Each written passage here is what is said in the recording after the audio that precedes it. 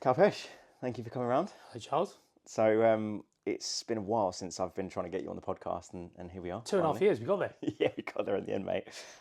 So before we get into the topics, as I normally do, I'm sure most people that see your face here will go, yeah, I know who this guy is, but there'll be some people out there that go, don't know, like, what does he do? Give us a bit of an intro. So luckily I did not come in with an orange jumper today, otherwise that would have been really weird, right? So my name is Kalpesh Baxi. I have been in recruitment for 29 years this year. Like everyone, fell into it, got lucky, joined an amazing company that is now S3 as everyone knows it. Spent 22 years there, had an amazing time, got to do things most people would not have the opportunity to do with my background. So setting up countries, growing businesses, scaling, turnaround. Left in 2019. And then for the last 6 years, to summarise, I've been an advisor, an investor, a NED. I'm a founder. I founded a couple of enterprises as well. Spent 2 years working for a SaaS company. And the reason why I did that was I really wanted to understand, how does a SaaS company operate? And when I left S3, Charles, I had this thing in my head going, there has got to be another way of doing this. You know, recruitment is very interim sometimes of this is the only way we're going to do it. So I basically spent time, and 2020 was a great time to do it with COVID, having conversations with people outside of recruitment about real world problems. How do they do it? How do they navigate things that we take for granted? And it's kind of helped me to where I am today, which is I do advisory, consultancy work. I help companies scale. I help companies turn around. And I have 2 ventures that I'm taking off the ground with co-founders. Love it, mate. Awesome. Well, I said to you just before we were clicking record that selfishly I think I'm going to learn a lot. And one of the topics we mentioned that we're going to talk about was the community building. Like Sure. every single time I mention your name, people always say, yeah, I know Kalpesh, or I'm looking for support or investment, or go and speak to Kalpesh, go and speak to Kalpesh. So I think my first question is, how did you talk us through your sort of process in terms of how you've networked yourself to be such a profound figure in the recruitment space? Like, how did you kind of do that? So I'm going to go back and talk to you about being a recruiter first of all, right? Sure. And then I'll go forwards, right? So I was really lucky, right? So when you work for a company like S3, S3 is a phenomenal sales machine, right? So the whole concept of community came about, and we didn't even realise it was community. It was like, get your top 50 contractors ready.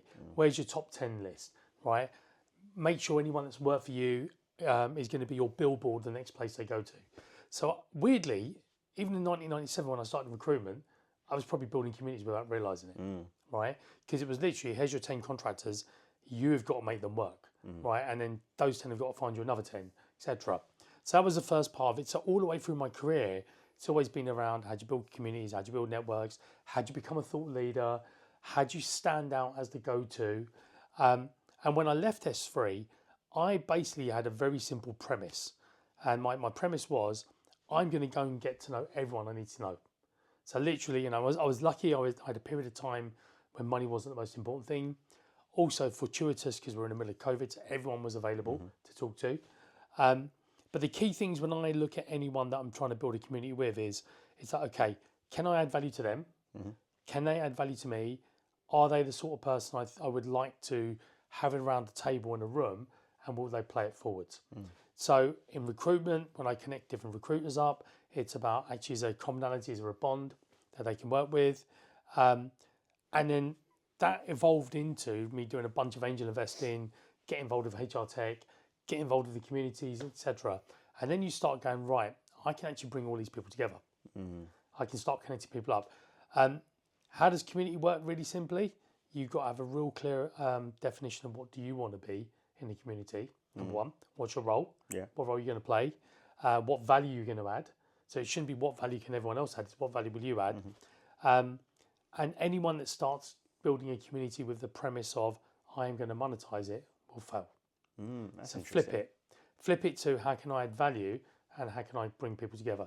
The monetization comes as the output. That's interesting. I don't know who I first heard that, but I've been saying this for years, that the people that go out and chase the money, right? Don't get me wrong, there are some people that just go out there that just want to get rich and they get rich. But largely a lot of like the super successful people get really, really good at a skill set, build a really, really good product, build a really, really good community, and then the money follows. Yep. Why is that? So if you start any business with a premise of getting rich, it's hard. Any business, right? Anyone sets up a recruitment company with the premise that I'm going to sell it one day. Like most It's recruitment hard. agencies, yeah. It's hard, right? But if you set up a recruitment company with the premise of being, I'm going to give the best service. Yeah. I'm going to be the number one go-to partner for anyone in my marketplace. I'm going to be the best employer, right? Then you've got a chance of actually running the best business, which then means you become attractive to people to come and go, right, I want to buy your services or I want to buy you, right? So if you start off any venture with, I'm going to exit this and make money, it's hard. You know, what is it? 0.1% of recruitment companies sell, right? Really? It's a really low percentage, 1%, probably 1% actually, right? So the big thing for you is to think about, on anyone listening to this, is what value can I add? What business do I want to run? And my thing was like, right, and I put it on my LinkedIn profile as a joke, and it's kind of stuck, that, you know, I'm the super connector. My gift is, and it's a recruiter's curse, because I was like this as a recruiter, that when I got a job spec, I probably knew 2 or 3 people off the top of my head for a job, right? If I spoke to a candidate, I could instantly think of 5 places to send them, right? It's the same thing when you're building the community. It's like, right, who do you let in? What value do they give you? How do you then create the connections and the opportunities? And we did it at the expo last week. We stood there and you and I had a conversation like, I can add you this much value, but you want to go and talk to that person over there. Yeah. Right? And it was like, well, go and speak to that person, but by the way, tell them I told you to go and see them. So it's actually having the credibility and the value that opens the doors as well. Hey guys, quick one before we jump back into the episode. If you are a recruiter who feels like half your week disappears into admin, follow-ups, data cleaning, and jumping between several different tools, then listen up, because this episode is officially sponsored by Sourcewell. Sourcewell is the recruitment productivity platform, and I don't just mean another tool that you'll forget to use. I mean the tool that actually gives you your time back. You can run your entire desk in one place. Outreach, sourcing, data enrichment, multi-step email and LinkedIn sequences, inbox management, and even call notes. It's all there, synced, automated, and according to their stats, recruiters using Sourcewell see 56% higher response rates, double the pipeline, and approximately save around 8 hours of admin every single week. If you're like me, admin as a recruiter is the devil, and this productivity platform really helps you save a load of time. So reach out to Sourcewell, go to sourcewell.com. It's a fantastic platform. I've used it myself. I really believe in it, and I'm super grateful for them sponsoring the podcast. Let's get back into the episode. The value piece is an interesting one, right? Because I think when you kind of get what your value is, it's not difficult when you're speaking to people, when you're making intros, when you're pitching your services, etc. But as you know, I work with a lot of recruiters, a lot of solo founders, and when I'm asking them, like when you're speaking to a client, there's always that give and that ask, right? So what you giving to them, what value you giving, and what you asking them, like what the questions, what info do you want to get? And mate, I'm astounded at how many recruiters go, oh, I don't really know what the value is that I offer besides just a CV. Like, how does someone kind of figure out the value that they have, or, you know, what value they can actually add? So, yeah, it's really interesting. And again, I'm going to go back a little bit. I remember there's a guy called Alan Todd at S3 who is no longer in recruitment. He was a credit controller and company secretary. I never forget part of my induction of meeting him, and everyone says, you got to go and speak to Toddy in your first couple of weeks. It was like, right, what do you think we do for a living? So we fill jobs, and went, yeah, that's the output. He goes, what we do is we change people's lives. I'm like, what do you mean? He goes, basically, you helping someone get a job helps them pay their mortgage, improve their lives, gets different skills, gives them choices. You helping a client find the resources helps them deliver the project, change the world, create COVID vaccinations, whatever it might be. So you've got to think more than this is a transaction of CV equals placement equals fee. Like it, I do.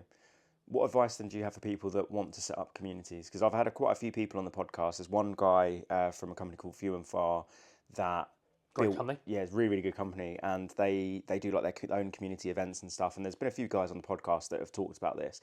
At Harrington Star as well, right? His podcast, his fintech community, yep. Fantastic, right?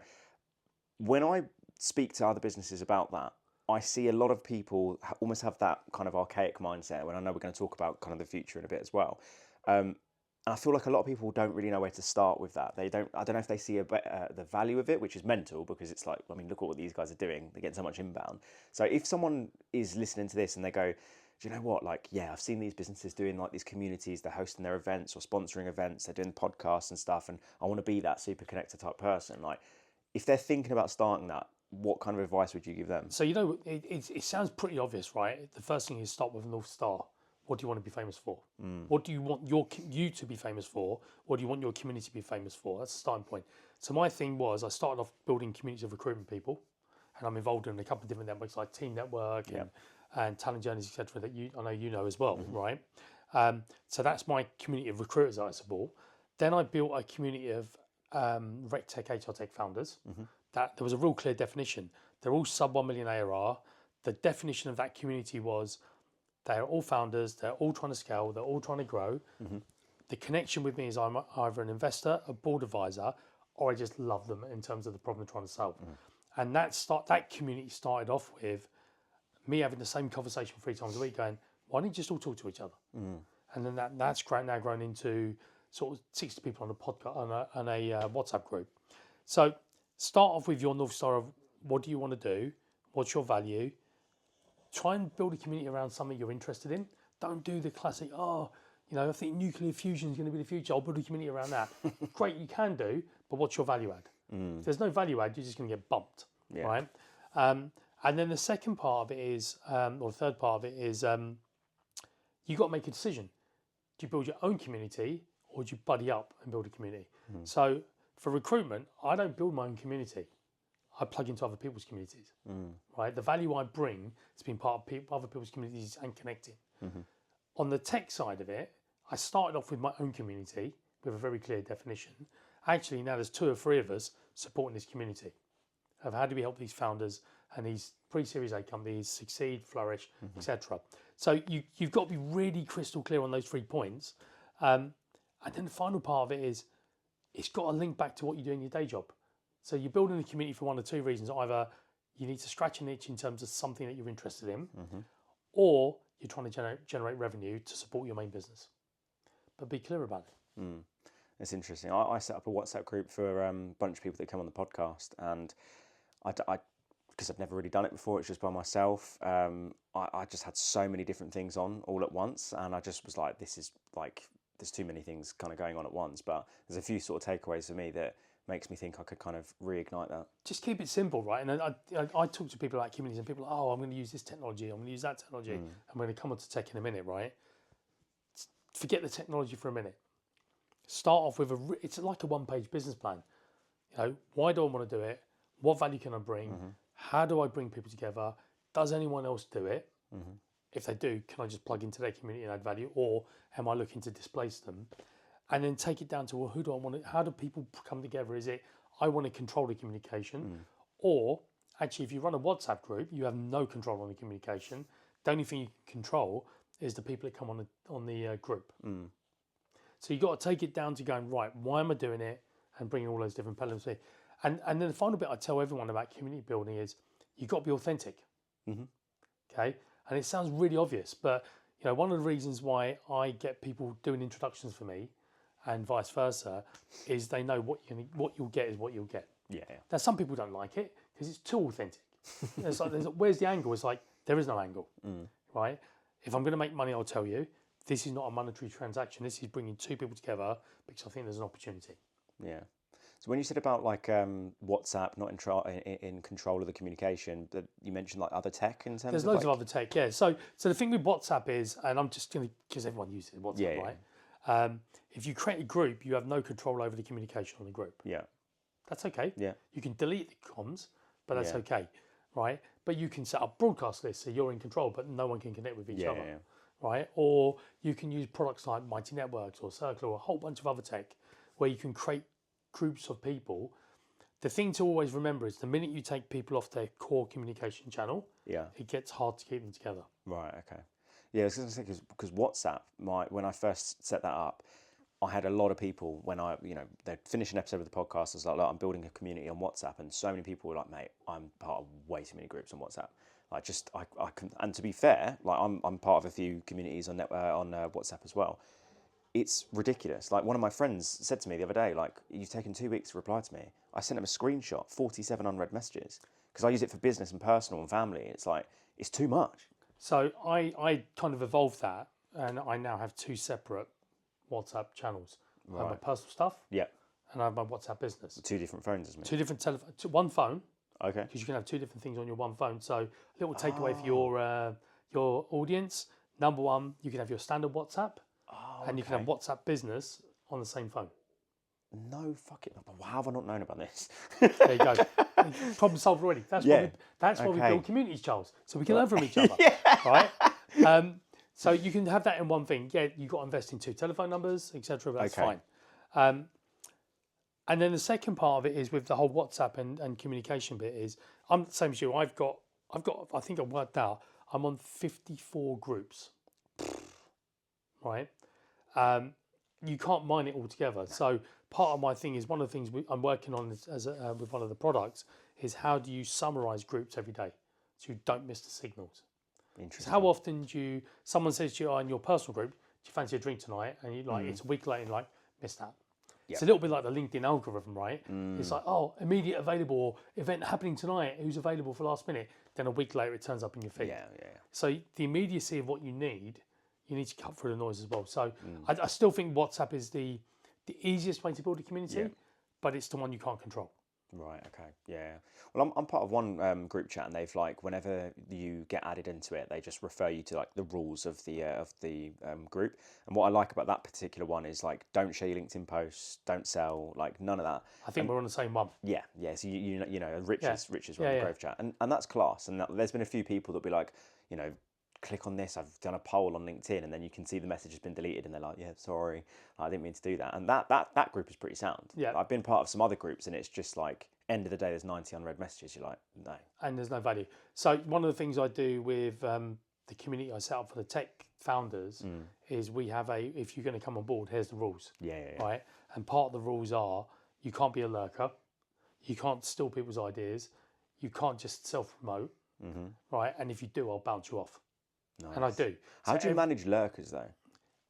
Every 60 days I go through and see who's not been active, and really? I do take people off. And I'm like, just to let you know, you haven't been active. Is it still something you want to be part of or not?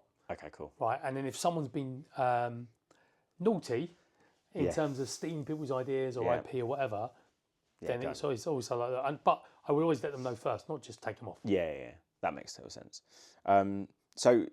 We mentioned tech a couple of times, right? So one of the things that you mentioned when we were talking about doing this and discussing topics was that I think you and I are both very aligned that relationships in recruitment are like the pinnacle, right? It's the North Star when it comes to what we do. But tech is everywhere right now. And what I'm currently seeing, like conversations I'm having, there's rarely people in the middle. There's either companies that have fuck all in terms of tech, like they don't even have a data scraping tool, they've got no automation, absolutely nothing. Then you've got some businesses that have got such a wide tech stack that they're spending £50,000 a month on just tech that they don't even bloody use, right? So I'd like to get your kind of opinion on where it is right now. I'm going to start off with, so whenever I do any advisory work, and the first thing I go in and we talk about technology when it comes up, is the first thing I do is it's a little bit like, because we're in your front room and you've got a little one, it's a little bit like, right, let's empty out the toy box. The tech stack, let's put everything on the table, then one by one, let's put everything of these things back and go, right, do you use it? How do you use it? And what value do you get from it? And if the answer is I get no value or I don't use it, leave it on the table, right?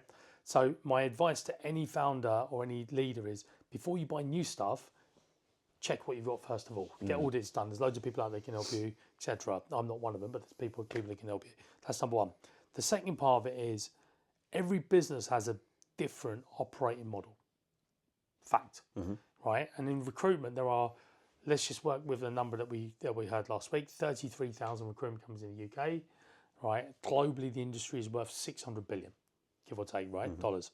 So out of the 33,000 recruitment companies, if we lined up 10 companies that on paper look exactly the same, with 5 to 10 employees, do similar industry sectors that all do the same services, they will all have a different operating model on the tech stack, what they value, the KPIs that are important to them, whether the founder's still a biller or not, etc. So you've got to work out your own journey, is the short answer, right? And the worst thing about recruiters are they're terrible buyers. Everyone loves a shiny product. Yeah.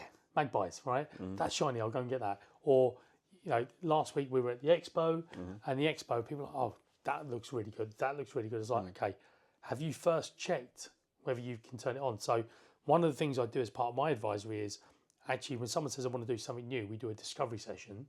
The discovery session is let's look at what you've got.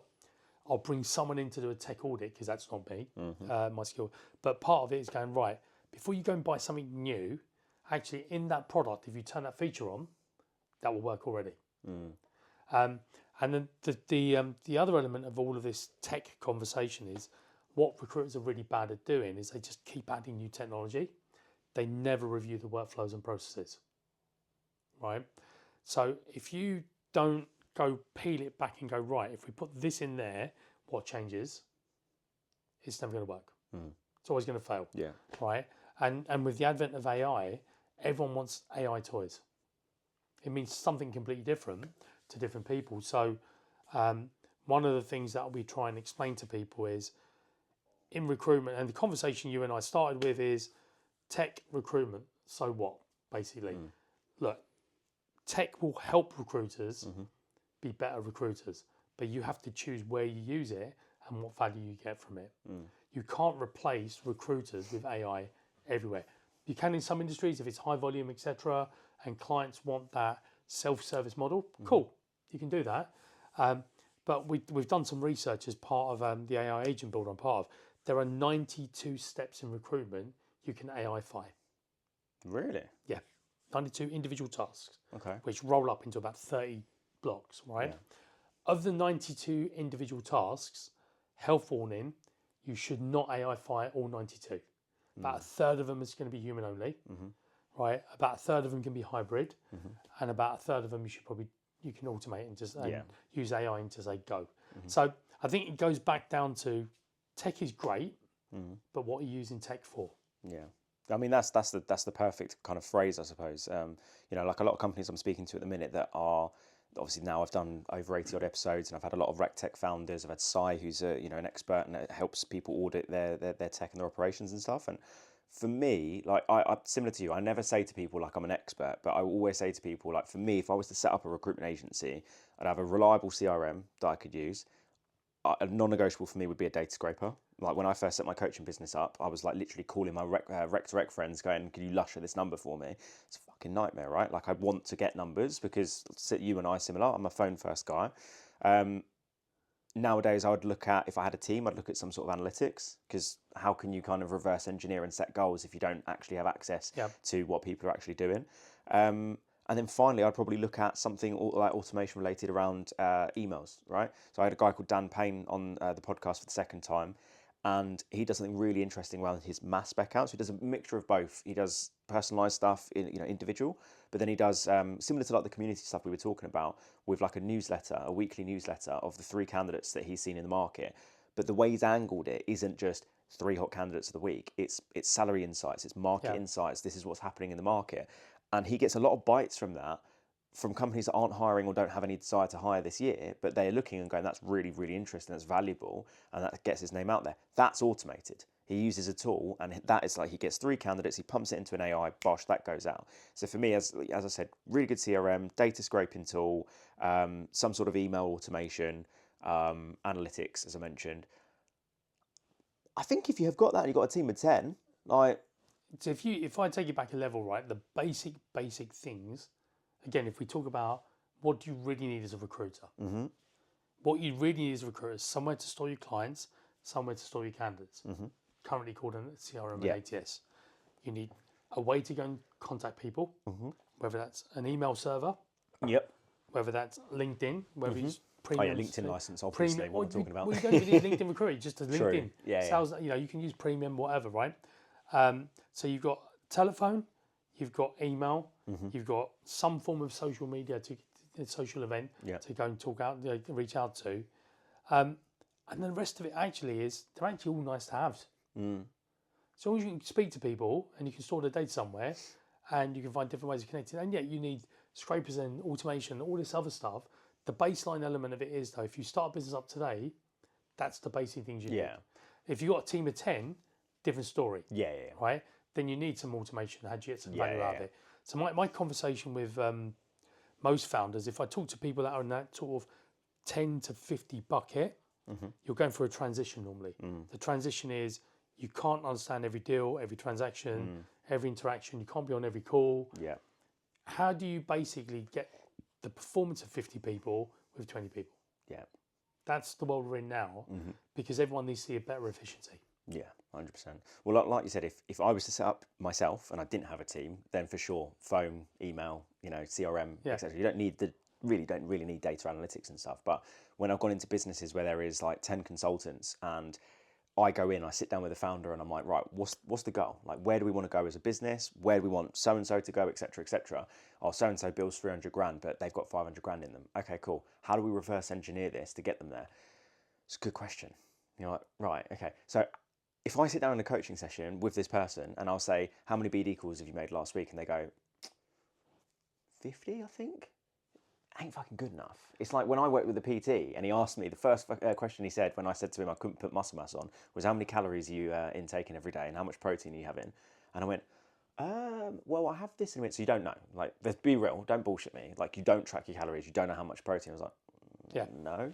So that's the thing when I go into businesses that are 10 heads or even sometimes 5 heads that want to scale and want to improve. If you don't have that, for my opinion, I'm not sponsored by any analytics companies yet, but I think that's a huge thing. There's a plug for you. Okay, so let's take it back to what you do, right? So the flip. We talked about tech, etc., right? Yeah. But exactly what you do as an L&D professional is helping people realise untapped potential. So anyone who's tapped out. So exactly what you said. Technology is the same story, right? You're either at the top of your game. Then the challenge is how do you stay at the top of your game. Yep. You're on the way up. It's how do you bridge that gap, right? Or you're starting. Typically, they're the 3 elements in terms of the journey. You're either starting your career in recruitment, you're in recruitment, want to get better, or you are amazing, but you want to stay there now. Yeah. Each of those need the same things. When you're amazing at the top, you need more intelligence and data to basically know how do I keep spinning the right plates to keep staying there. When you're on the way up, it's basically how do I get there quicker. When you're starting off, you just need to know the baseline things. Have I done enough of the basic inputs to make sure I can move to the next level? So I think the general principle, and I have this conversation with people all the time, I still love cool stats. They're an indicator. Yeah. Are they as strong an indicator as they were 10 years ago? Probably not. There's other ways. So the other way to look at it is, and we were talking about dairy earlier on, right? Yeah. So that type of product is really interesting because there's calls. But for me, it's actually, if you have 40 hours a week, how are you using that 40 hours on engagement? And engagement is telephone, email, meetings, right?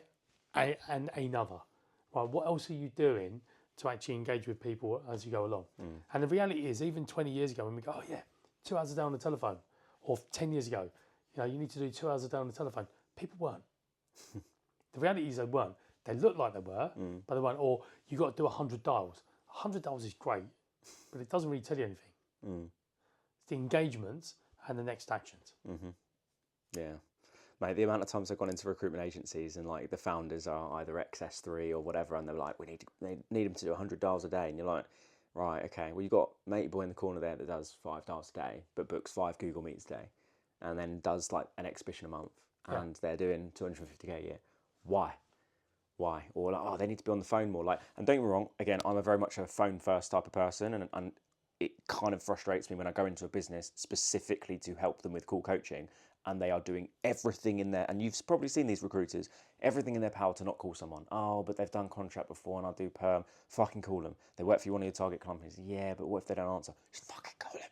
It really pisses me off. But like, I sometimes see those people, like, and we had this in my old company where I think 85% of our jobs came from Sourcewell campaigns. And I was like, well, if 85% of our roles from every level, by the way, from like directors to trainee consultants are coming from that, why don't we triple down on that and then slowly upskill them on the phone stuff so that if emails don't work, they are being upskilled on that. But mate, we're getting 85% of our business from email marketing. The market is recepting to that. No, we're going to get rid of it. But here's the thing, right? In that particular instance, someone's still got to follow up. There's still a phone call involved. Yeah. Right. So and I will credit this individual because I thought we did a fantastic post on it. I don't know if you know Darren Rosenfield from Next Ventures. Yep. He did a post a couple of months back, right, about phone anxiety in graduates coming in. Yep. It is a real thing. 100%. Right. If you're coming into recruitment, Yep. it's your first job. Phone anxiety is a real issue. So as an employer, it's not how do I make you match fit to be able to do more calls. It's also how do I deal with you in terms of getting the right mindset and get you the other side. So if we take it outside of recruitment, think about athletics. The mindset is as important as the physical attributes of running around the track. Yeah. Right. In recruitment, if you want people to do something, you've got to make sure mentally they're in the right frame and they've got the right support to be able to do it as well.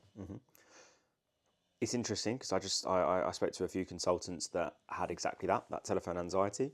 And one of the things that popped up in conversations was, I feel nervous to make a call in front of the seniors because they've been doing it 20, 30 years. And my simple question was, why? Like, why do you feel nervous? It was like, what if I say something wrong? And I went, okay, what's bad about saying something wrong on the phone? So what if they laugh at me? And I went, how often have they laughed at you if you said something wrong? Well, they haven't, but I just feel embarrassed. Okay, cool. Again, why do you feel embarrassed? Because I'm not as good as them. Why are you comparing yourself to them? You've been in the job a month. Yeah. And then you really get to the root cause of it, and you can kind of turn it around. And it stems from them having a limiting belief, comparing themselves to others. If I ask you then, if you were in a recruitment business now, or if I had a recruitment business and I had a couple of graduates, trainees, etc., that had that phone anxiety, maybe even Darren mentioned this on his post, but what are the kind of steps to do, like kind of work with that person to help them overcome that? So stage one, don't put them on the phone on day one. Really? Okay. Day one, yeah, fair enough. Yeah, or day two. And the whole premise of actually set the foundation, set the benchmarks, set the monitor of who they're benchmarking themselves against in the business as well, the buddy, etc. Yeah, right? Yeah. The conversation of anyone typically on day one is make sure your onboarding plan, and it's a bit of an extreme example, but think about the program Billions. If you ever watched it, right? No, not yet. Okay, they have like their version of a performance coach to help people with anxiety. It's a psychologist, right, to help them perform better, etc. Right. So in recruitment, when you have someone come in, you have to explain the what, why, and how. The challenge is we tell them the what. You need to make more phone calls.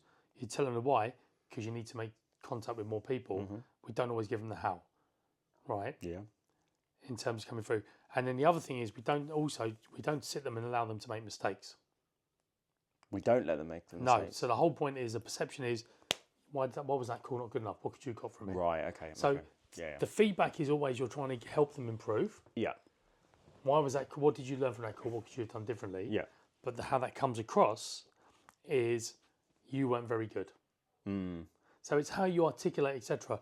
And we've also got to remember there's a whole generation of recruitment leaders that have been through COVID, right? So they got promoted during COVID when it was a mad, nutty environment. They don't always have the full ticket experience. So if I always say to people, was like, if you think about anyone that was a manager in 2018 will have a different skill set to anyone who got promoted to be a manager in the last 5 years. How so? Because of COVID, remote working, the expectations, the market flipping backwards and forwards. It's just a rounded experience in terms of coming through. And also there's been real extremes, right? You either do really, really well or you don't do it well at all. Yeah. There's not a flat line to be Yeah. You know, in 2020 to 2022, you know, if you think about July 2020 when COVID and July came around and the world went back to normal, till about Q4 2022, everyone was making money in recruitment pretty much. People sneezing and doing 200 grand. Yeah. And everyone started believing their own hype. And everyone got promoted because they were doing lots of money, right? So then 2023 came around and it was like, right, I'm not very good as a leader. So there's a lot of imposter syndrome hitting leadership, which ripples down. Then you bring people in that are getting trained by people that don't know how to do the job in the market we're in today. So there's a skill issue, there's a will issue, but if you take it back down to a rookie coming in today, your job is to basically paint the picture of why this is a great opportunity and why probably in the first 30 days, things are going to go wrong a lot, but that's okay. Yeah, 100%. I will disagree with one thing, but it totally depends. If you don't have a leader that knows how to train and coach, which is a rare skill set as a leader, right? You don't have an internal or external L&D function, then maybe not having people on the phones early, I can understand. But whenever I've done academies, I've said to people, I get people on the phones on day 2 or day 3. And But people, do you have a very clear structure? Yeah, obviously. So what's the outcome of? So when you're doing that, because it's quite interesting, right? Yeah. I agree with the methodology. Yeah. First of all, but you're doing that in a structured environment, a safe environment. Yes. Yeah. That's the difference. Yeah. Mate, the look on people's face when I say that, like, because when I did academies, I did a 3-week academy. So the first objection, I suppose, I get is that's way too short. Like, we used to do 12-week academies. I'm like, bullshit. It's like, there's no need to do that. Recruitment is not rocket science. You're not going to university to get a degree in sciences. You're learning to speak to people. And as your point is brilliantly articulated, if a consultant is confident and has a bit of structure, they'll do fine, right? Then you can fine tune on interview prep and terms negotiation, right? But in the early days, I say to people, your first few weeks, there is no pressure. All you're doing is calling candidates that have applied to your manager's adverts, candidate regen on the database, long-term, like low-hanging fruit clients that have got somewhat a relationship with us. Very easy calls with people that are going to be receptive to speaking to you. And when I do this and people go, you're going to get people on the phone on like day 2, I'm like, if I don't, what will happen is 9 times out of 10, especially with the newer generation that have come in, who have never had to make like, I'm speaking broadly here, but they don't have to make phone calls. When I was in school, I'd call my mate up and go, oh, hello, Mrs. Baxi, is Kalpesh home? Can I go and knock for him? Yeah, sweet. Should we order a pizza? Let's call the local pizza. Should we go, whatever. Yeah. You had to do that. Now, everything's text, email, whatever. You don't have to make calls. So naturally, people just don't, they're not on the phone a lot, right? So when I do that, and again, the first day is very much, here's the cycle of recruitment, here's the company you're working for, here's the opportunity, here's me, get to know each other, crack a couple of jokes, get people a bit loose, because again, everyone's like, oh, like that on day 1. And then I say to people, right, so the next 3 weeks, you're going to go for a journey. Tomorrow, we're going to do your like role plays and stuff. And then on day 3, because I think it's day 2, we do like role plays. Day 3 is actual sales calls. Day 3, you're going to be speaking to real people. Everyone goes, what? And I'm like, you have joined a company, recruitment. It's a sales job. You're going to be on the phone, right? But don't worry, because you're going to make a lot of mistakes. You're going to fuck up, and that's great. I'm going to high five you for every fuck up you make. I'm going to take you, you're building a product, right, to help solve this, about training and real life simulation and how you improve, right? So you've done this off the back of lived experience you've seen coming through. There's a founder of a company, and I'm not going to call them out on this one, but their remit in week 1 is to basically tell people, I want you to try and make as many mistakes as you can this week. That's your KPI. Fair, okay. It's a reverse psychology trick, right? Yeah. But if you've already set the safety barrier down at the bottom going, okay, as many mistakes as like, oh, I got the person's name wrong, or I didn't put this on there. All of a sudden, everything, ground zero is really low. Then week 2 is like, you can start building it up. It's a slightly different example, but if I go back when I started recruitment, and just for clarity, yes, we did have electricity. Yes, there were computers. My day 1, I'll never forget, I was given 50 CVs and like, right, here's a job spec.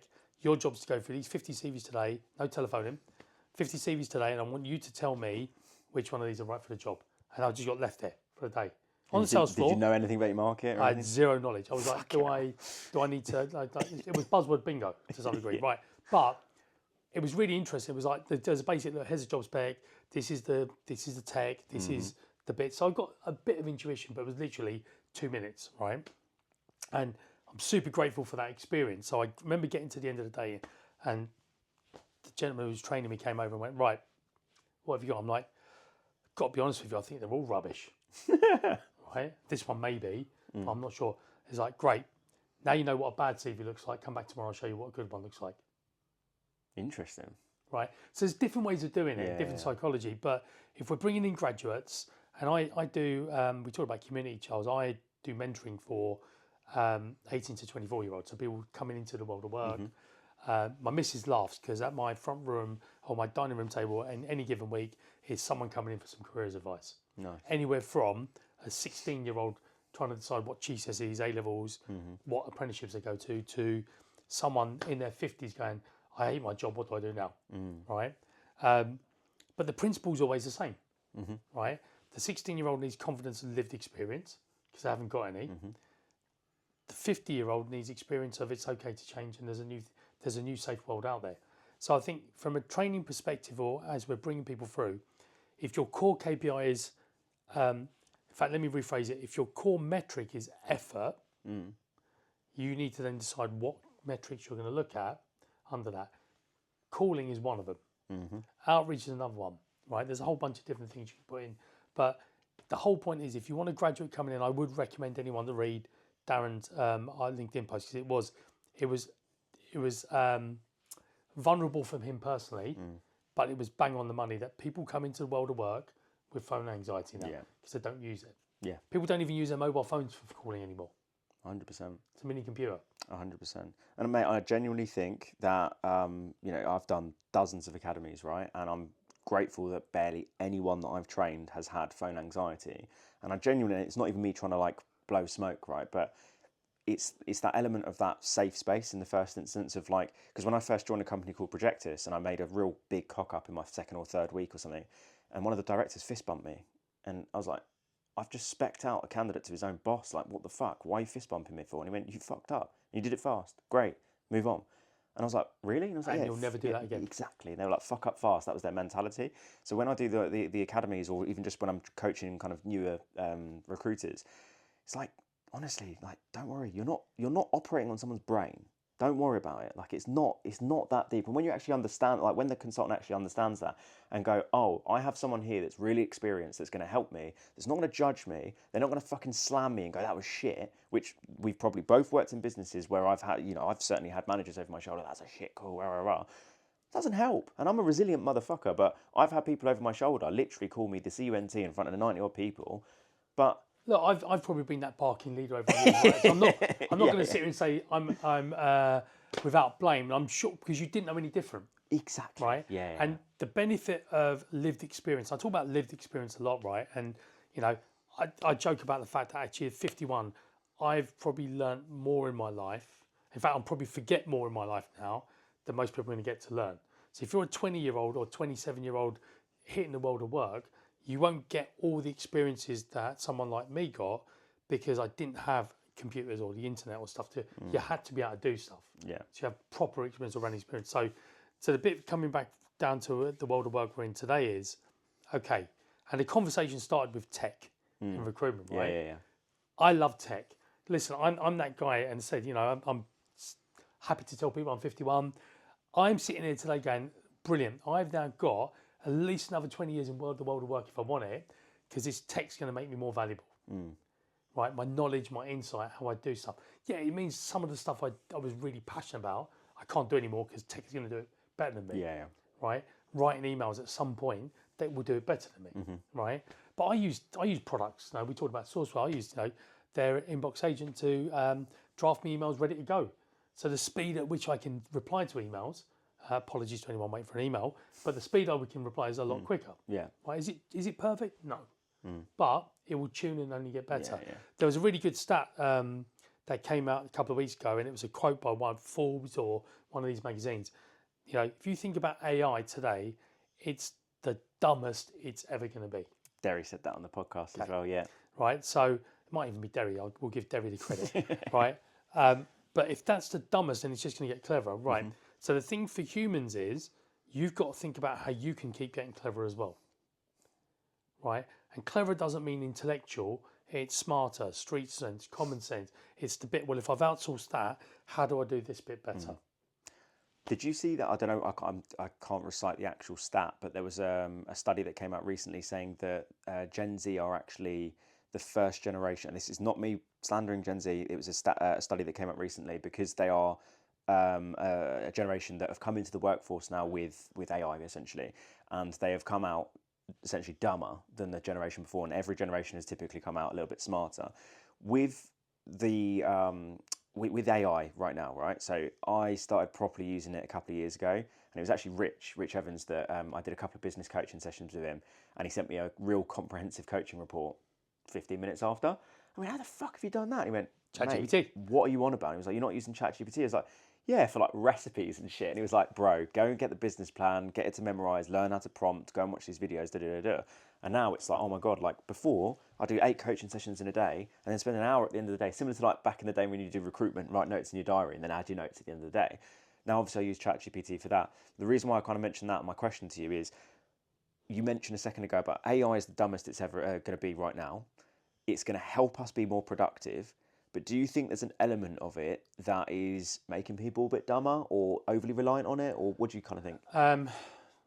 Look, you still need to know the basics, right? Yeah. You can't outsource everything. So my starting point with AI, and I've referenced it a couple of times. So I've built an AI agent builder, and one of the things when I go to any company, and I talk about how do I help companies go from being AI naive to AI native, right? And that's kind of my mistake. And I'm really upfront.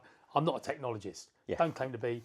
I'm just a person who goes, that makes sense. This is how it can work. The typical conversation with anyone is you still need to have human knowledge, right? What we have in our brains is important. There's also a fundamental basic. There are actually 3 levels of AI.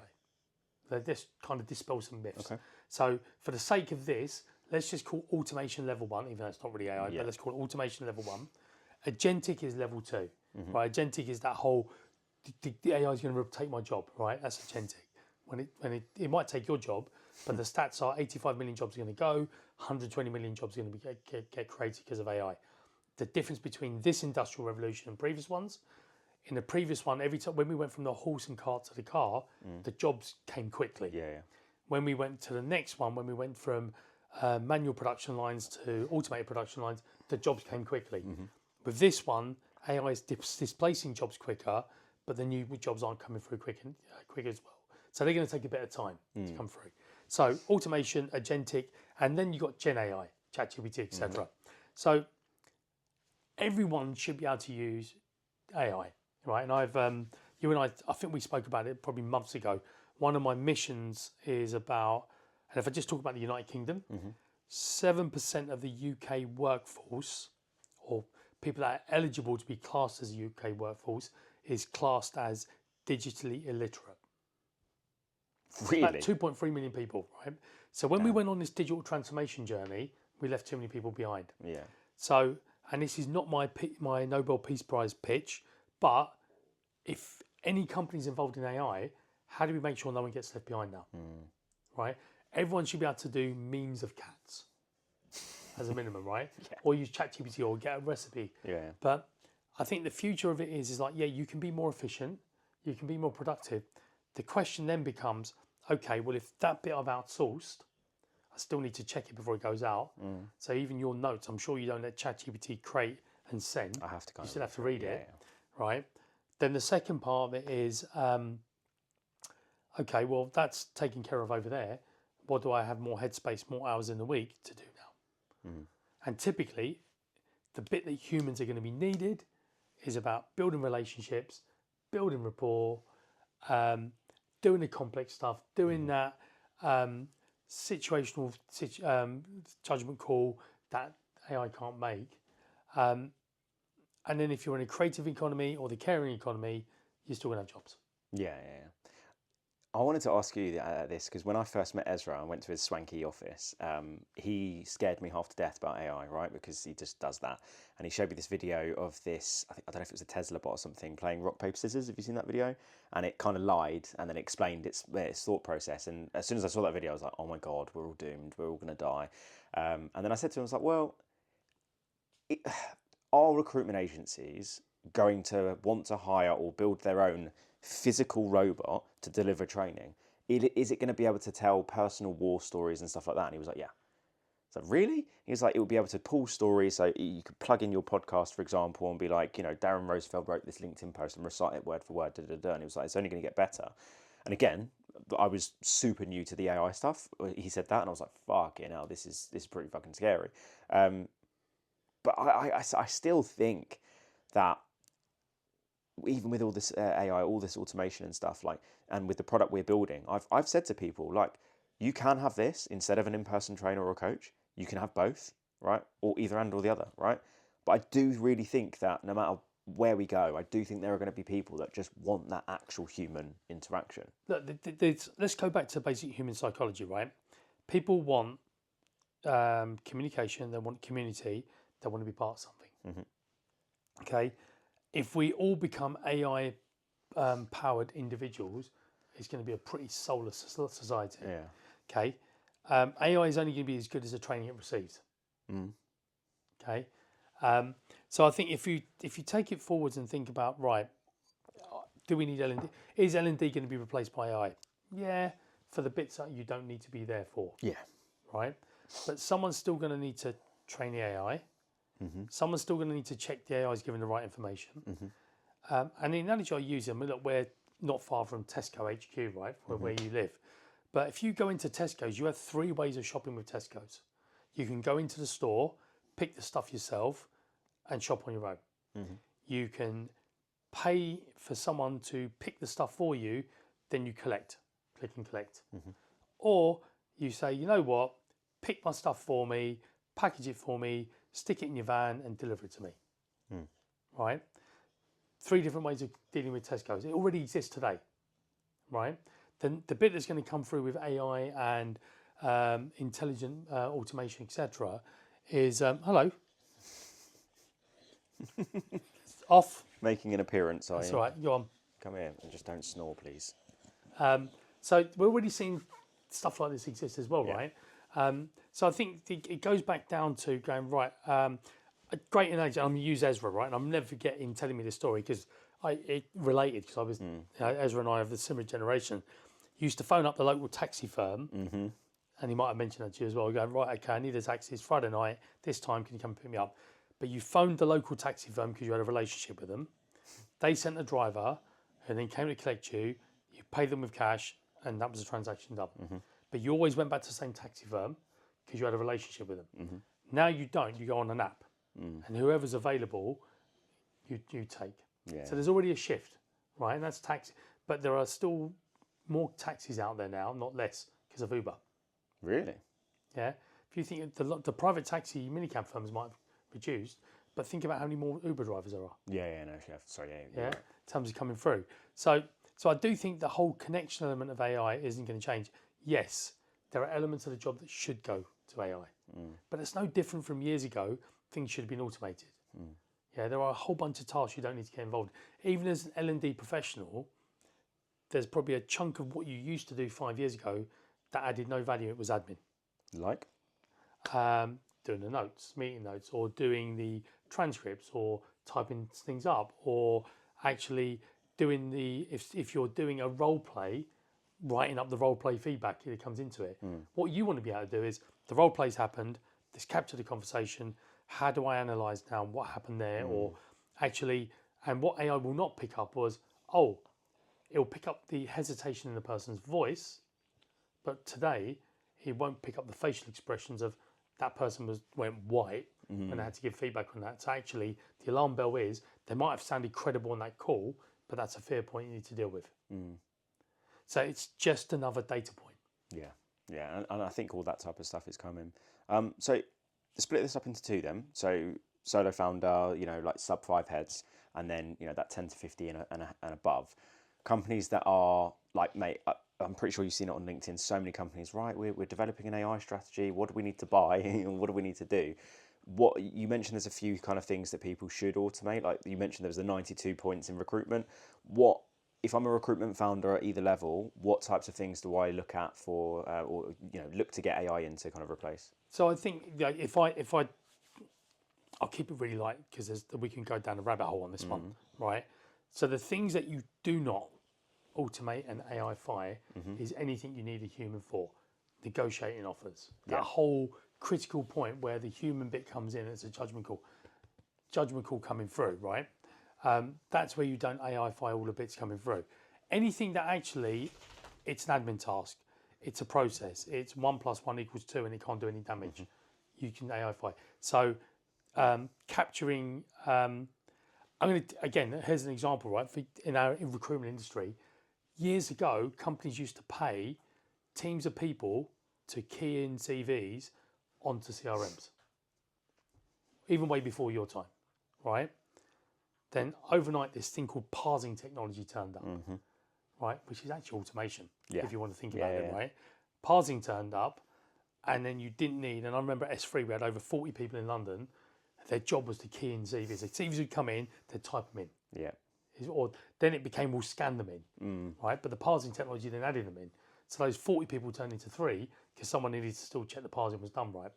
All those 40 people who got redistributed in the business, though, they didn't get sacked because if they had a better skill set, we can use somewhere else. So if you had to simplify it, anything in your business that requires a human, so taking job specs, you can use AI to analyze the job specs, you can use AI to create the job specs, but the briefing call needs a human. Yeah. The person needs to talk because they need to know where to take that conversation. Charles, you just talked about this. Where do we go to next?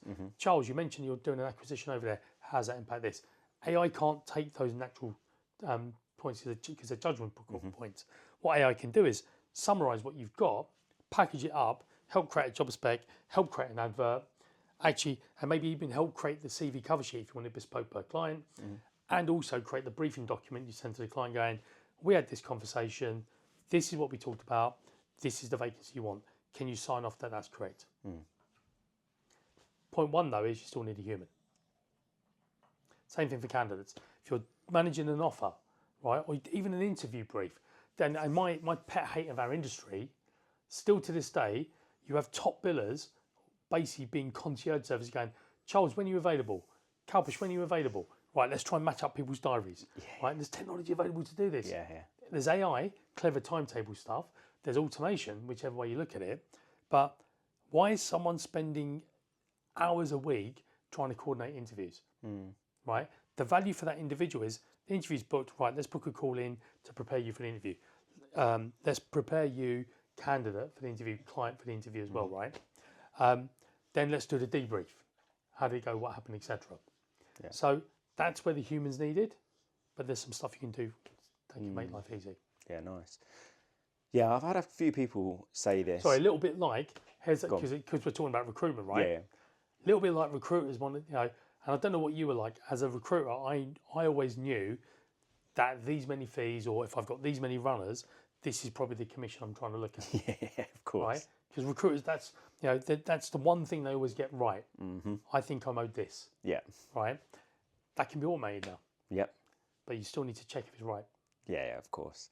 Yeah, I can't remember who it was that first said this, but it's come up in a lot of conversations that a lot of people have this theory that there might not be as many recruiters, or like at least many trainees. It might be more difficult for trainees to get into the industry because if you think like what I said about the academy piece, right?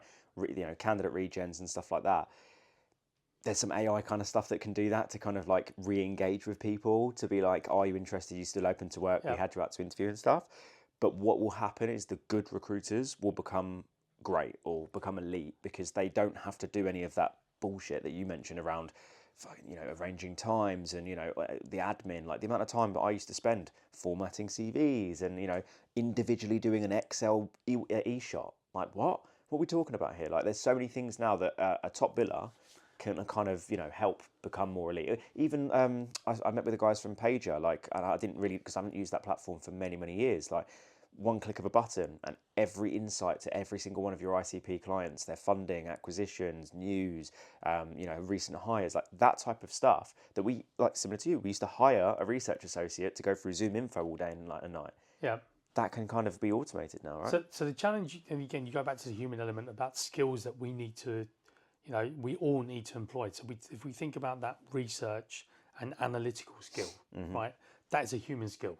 Okay. So again, I mean, you've been in recruitment, what, 10, 12 years? Yeah, about 13 years now, yeah. 13. You're 13 versus my 29, right? So my 29 was you only got 5 CVs a week. You made friends with the person. They got posted every day still. And you made friends with the admin person to get the CVs first. Right. So when I started off in recruitment, it was harder to get good information, but it lasted longer. So the skill was how do you uncover good insight, intelligence, and then you had a week to act on it. So if someone gave you an insight of this company's doing this, you probably had about 4 or 5 days before that information became obsolete. Yeah, as a unique signal, right? The challenge today is you get blasted with 20 bits of information every hour, right? But by the end of the day, a lot of that information is dead and buried because there's either been more information that's more relevant and more up to date, or someone's already got there first. Yeah. So the skill today is you need to the analyst brain that you need to have is I've got all this different information coming at me. Right. which signal do I pick up on and act on quickly? So it's not how do I get the information, it's how do I react to it in the smartest way. So the tool we're building out is exactly that, taking different signals and going, right, because I could see the first-hand problem going, right, I've had an email come in, I've been on LinkedIn, Charles has talked about it there, and my email has talked about there. He sent me a WhatsApp that I haven't read, right, on this. Right, how do I bring the signals together? Right, this is the master signal. Or it's, here's 20 bits of information that turned up, including companies that are advertising jobs, companies that have had funding, companies that are having new sites. And if you're a super savvy recruiter and you've made mates with the local real estate or of which company's taking on that 10,000 foot building, right? How do you take all those different signals and turn it into the next best action? That's the value of a recruiter. Yeah. Love it, mate. That's a good place to kind of finish, to be fair, mate. As you know, the last question I finish every episode with is, following this particular episode, how can people get 1% better in recruitment? Joe, I'm going to, it's not a cop-out. It's a very simple answer, right? It's do the basics better. If you want to be 1% better, all you have to do is do the basics better, right? And doing the basics better means whatever it says in your job spec, whatever your modus operandi is as a recruitment company, find the things that you can make those incremental gains, those marginal gains, and do 1% better. And then it goes back to the original question that we had, which is tech will not solve your problem, it will help you.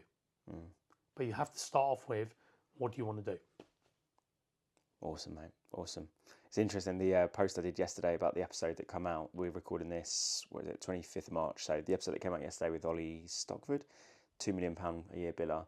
When I asked him, I was just like, mate, it's like phenomenal numbers, like, what do you do differently, No crazy tech stack, no crazy strategies, I just do the basics really well and do them every day. And he's like, if I wake up in the morning, and he's got four daughters, right? If I wake up in the morning, I've had a shit sleep, I don't want to get on the phone, I don't want to do my email automations, I don't want to reply, but I do it. Like, if I don't, then the outcome, like the input I do today, the output tomorrow will be affected. So I just show up every single day. Even if I feel shit, I'll just do the bare minimum. He's like, I just set my minimums, and it's nothing crazy. Just the inputs, that's all I focus on, is just those inputs. And I do them consistently every day. And every single day, what I'm doing is I'm fine-tuning the information I'm gathering, what I'm doing with that information. Candidates I'm speaking to, what am I doing with them? Clients I'm speaking to, what am I doing with them? And mate, honestly, it ain't rocket science. So if anyone that's worked with me over the years, they will be sick and tired of this line, because this is my standard line I give to people going, come on, wake up on when you think about your basics. You get your basic for doing the basics. You'll get your basic for doing the basics. Yeah, nice. That's it. If you do the basics, at least you're in the right path. Then the next skill is, how do you do your basics better? Yeah, I like that, because a couple of episodes ago, their 1% better was do the basics well. Yours is do the basics better. So nice little twist on it. Cool, man. So before we wrap up, I know you're kind of working on a few different things, right? So feel free to just tell people kind of what you're working on and how to get in touch with you. Yeah. So look, one of the things I'm working on is I launched something last year, Coach K, which is my advisory stuff, and I do exec coaching and mentoring, because what I realised was people need help. Yeah. So there's two things: is accountability. How do you have those accountability? Marshall, come and sit down. How do you have the accountability conversations? So that was one side, but the two projects are going live, and then we've launched them properly. One is Rec Experts, which is a vetted marketplace for experts to help you out in recruitment. So one of them is you can buy an hour of someone's time if you're trying to solve a problem, to give you an insight. And then the other side is you're trying to solve a problem, how do you get the right people on board? And the second business that we've launched, which went live, if we can get the Stripe link working today, paid, is Crit Matter, which is a building AI agent builders for non-technical users. So part of that is really simply, you tell it what it needs to do, it will create the agent for you. But we're doing everything from the basics around recruitment, basics around GTM, never miss a signal, to summarize and all the different signals you've got coming in. But everything I'm involved in right now, Charles, is very simple. It's like, right, we're going through probably the single biggest change we're going to go through in our lifetime in terms of tech jumps, changes in the work environment, what a new organisation look at. So my whole thing is, whenever I talk to anyone, is either I can help you, or let me try and find someone that can. Amazing, man. Cool. Well, I'll put all your details below this. Really appreciate you coming around. Welcome. He's been all right, so can't really complain too much. But yeah, Appreciate it, man. Thank you very much. Thanks so much for watching or listening. Make sure that you are liking, commenting and subscribing / following the show, whatever platform it is that you are watching / listening to this on. Also make sure that you follow me on TikTok so that you don't miss out on some clips. The monthly newsletter gives you a roundup of the episodes that happened in that month with some actionable takeaways for you guys. It's going to help you get 1% better in recruitment. I would love for you to comment or message me what your biggest takeaway is from this episode. And if you or someone that you know is interested in coming on the show, as you can see, we have had such a broad variety of people that have come on the show, all in the aim to get you guys 1% better in recruitment. So if you want to help support me with the show, make sure that you're getting people in touch with me, and also just reach out to me as well around the recruitment coaching training piece. That's ultimately how I fund this podcast, right? But loving doing this. Thank you so much for watching and listening. Can't do it without people that watch and listen to this podcast. Thank you so much, and we'll see you next week.